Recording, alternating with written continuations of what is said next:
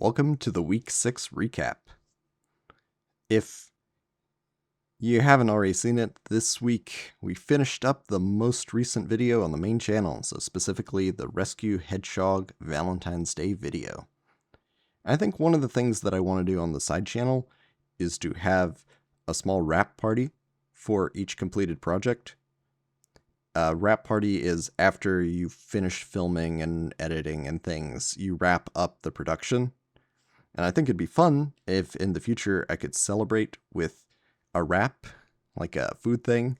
And I have ideas for them, but I didn't actually get anything this week because it was just such a tight schedule. So I'm thinking like blintz or crepes. Those are things that are wraps. Wontons are probably wraps. Tamales are probably wraps. Chicken wraps are probably wraps. You get the point. There are also some niche cases which I'm not sure. Like, is sushi a wrap? Well, maybe. It's more of a roll, but it might count. Lettuce wrap is a wrap. But I'm getting distracted. I think it'd be good to have a little bit of time to reflect on how the video turned out and to outline what I'm going to do in the immediate future. So, in terms of the video, I think it's about a B, which is a little sad. I'm happy that I got it out this year. I'm just think that I could have done better in a few different areas. And I think that that's okay. Room for improvement's never a bad thing. You learn when you see things and you try things and they don't work out as well. If you're interested in hearing about the weaknesses that I found in the video, you can, but this might be one of those things where if I point it out, you can't unsee it. So feel free to click off at this point. Your weekly recap is I finished the video. Woohoo.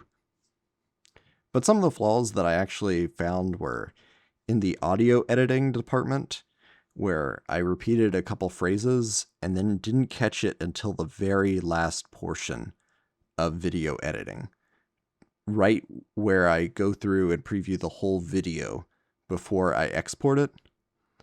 And it was too late to change it. I was afraid that if I cut out those sections of audio, it would desync from all the visual elements, which is bad.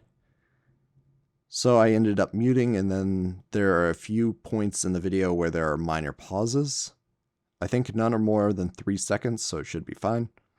But if you're wondering why those are left in, it's because I made an error and then couldn't fix it.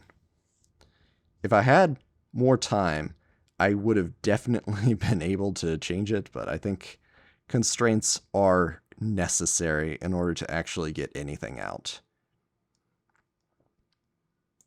On top of that, I generated a background image. Actually, it's the background image that you're seeing now. And that was a long process.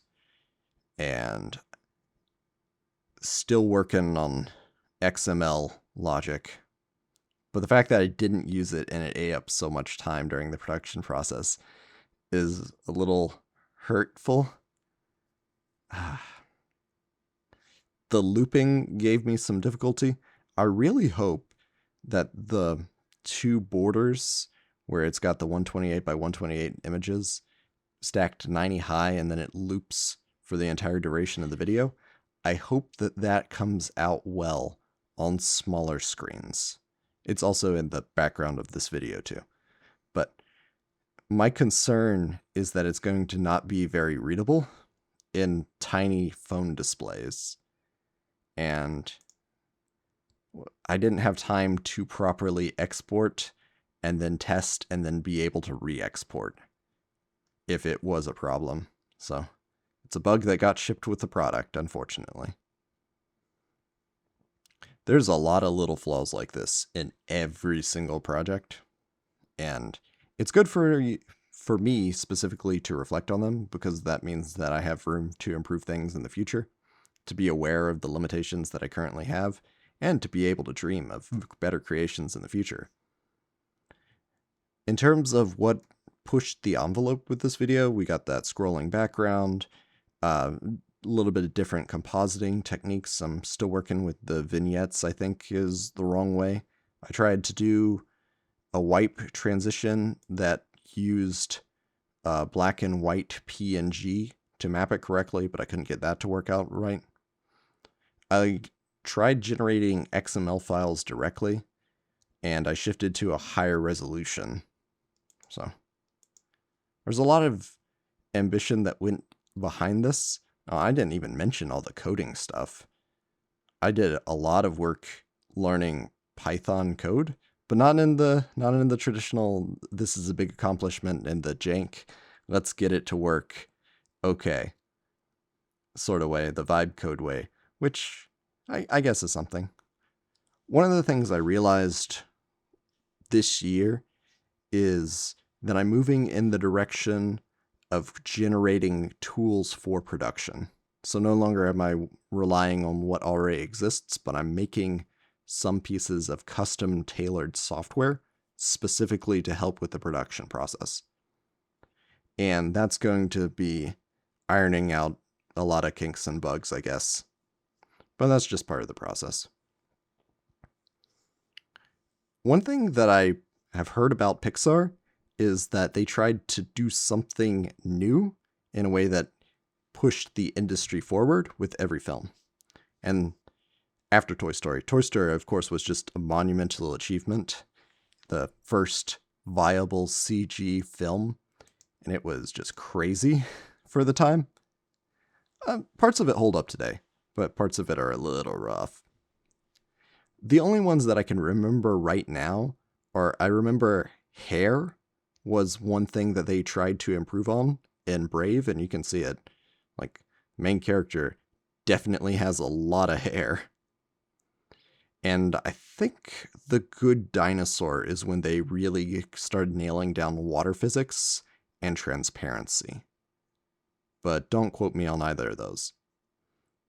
I think it's important to have some stretch goals with every project, and I can tell you that the next project I'm working with does have some stretch goals as well.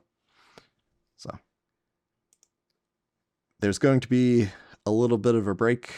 I'll still give a weekly update next week, but actual production for the next project is going to be after that week.